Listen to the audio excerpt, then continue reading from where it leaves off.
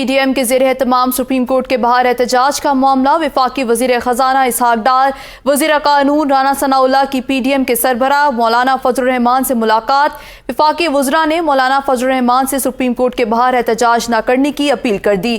مولانا فضل الرحمان نے اسحاق ڈار اور رانا ثناءاللہ کی درخواست مسترد کر دی۔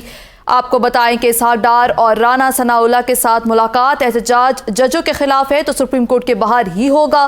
سپریم کورٹ کے باہر احتجاج نہ کیا جائے، نون لیگ کی جے یو آئی سے درخواست۔ مولانا فضل الرحمان نے مسلم لیگ نون کی درخواست کو مسترد کر دیا ہے۔ آپ کو بتائیں اسحاق ڈار اور رانا ثناءاللہ نے مولانا سے مل کر ڈی چوک پر احتجاج نہ کرنے کی درخواست کی ہے۔ اسی حوالے سے مزید جان لیتے ہیں رضوان عباسی سے۔ جی رضوان، مزید بتائیے گا۔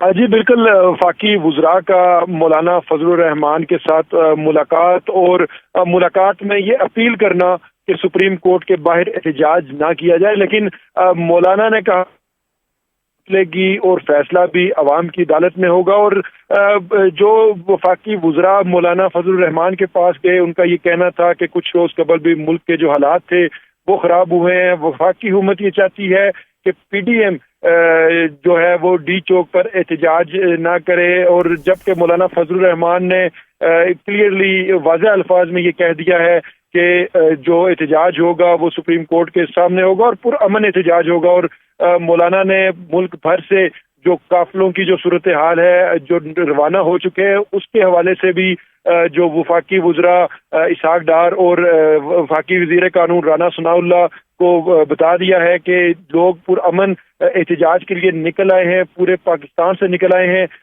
اور اب چونکہ حالات جو اعلان ہم نے کر دیا ہے وہ ہمارے اختیار میں نہیں ہے، اور جو عدالت کا جو عوام کا جو فیصلہ ہے وہی اب عوام کی عدالت میں یہ فیصلہ ہوگا۔